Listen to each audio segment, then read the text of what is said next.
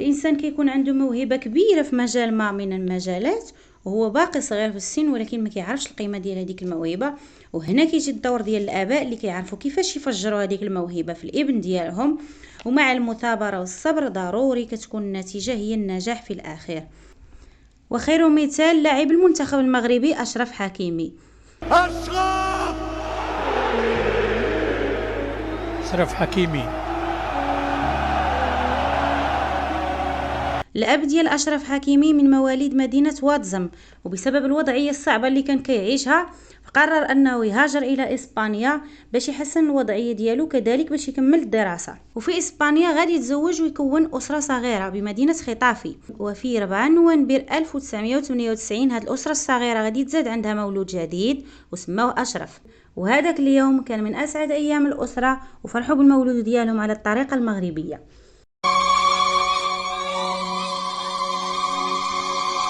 أشرف حكيمي منذ نعومة أظافره القراصو كيعشق كرة القدم، وما كانش كيكفي أنه يلعبها في الشارع فقط، ولكن كان كيلعب حتى في الدار.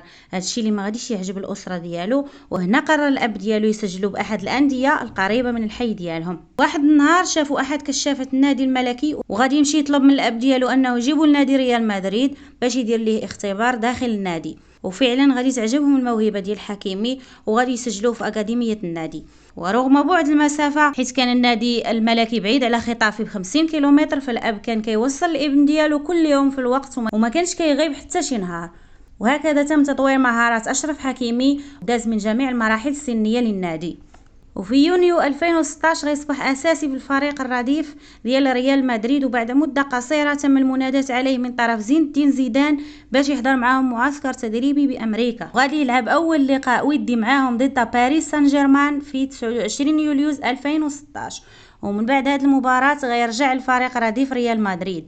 وفي 1 أكتوبر 2017 الظهير الأيمن لريال مدريد داني كارفاخال غيتصاب، وهنا زين الدين زيدان مدرب النادي الملكي ما عندوش خيار الا انه ينادي على اشرف حكيمي لتعويض اللاعب، وغيلعب اول لقاء ليه ضد اسبانيول. ومن بعد هذه المقابله بالدوري الاسباني تم المناداة عليه ليلعب مع المنتخب المغربي، وقبل بلا ما يتردد لان الابوين ديالو كان حلمهم يشوفوا ولدهم في المنتخب المغربي.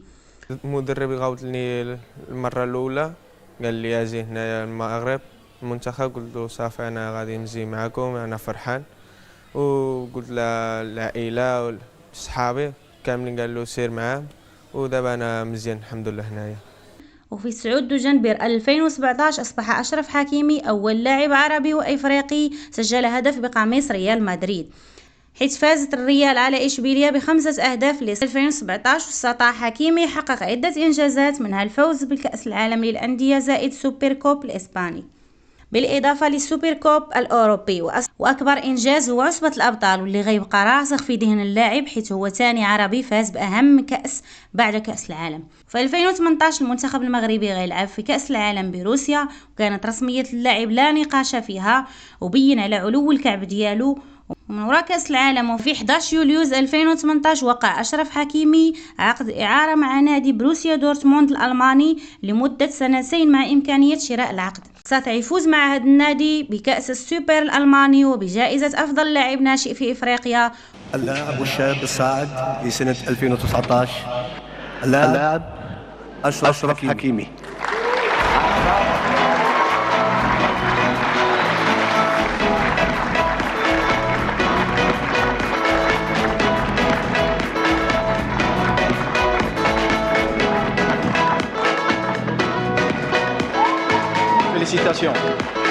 خالص التهنئة.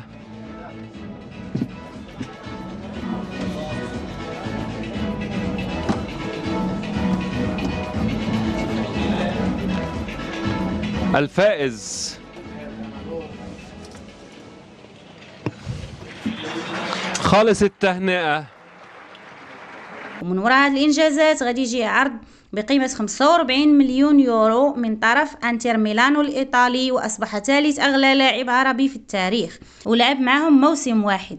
وفي 6 يوليوز 2021 غادي يوقع حكيمي عقد بمبلغ 70 مليون يورو مع فريق باريس سان جيرمان. بعد ما فاز ناصر الخليفي بالصفقة ديالو وأصبح من أهم نجوم الفريق وضمن الرسمية ديالو بدون منازع. والقصة ديالنا مع هذا اللاعب مازال ما سالتش هنا، حيث مازال هذا اللاعب كيعطي أفضل ما عنده للمنتخب الوطني المغربي في كأس العالم قطر 2022. نكون الخير ونعطيك كل شيء اللي عندي في القلب، ونكون إن شاء الله على الخير. شكرا. وانتظرونا ان شاء الله في تتمة هذه القصة وكذلك في قصص جديدة. وشكرا لحسن المتابعة ولحسن الإصغاء، وكنتمنى إلى عجبكم الفيديو تشجعوني باللايك والاشتراك، وشكرا.